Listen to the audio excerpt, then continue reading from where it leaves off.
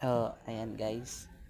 Ah, Umaga yan, mga 7 or 6 ata kami ng birthday ng kasamahan ko.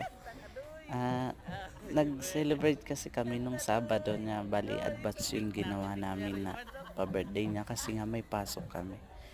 Kaya ayan guys, nung pagpatak ng birthday niya talaga, ayun, yung ginawa namin, yung pajibar, yun yung ginawa naming cake niya. Ay, tuwang-tuwa siya.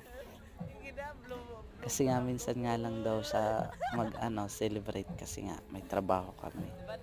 Kaya yan, dalawa kami ng partner ko, si Raymart Evangelista pala. Ayan, tuwang-tuwa siya. Ginawa na. Dalawang pajibar yan ginawa ko. Pinagpatong ko.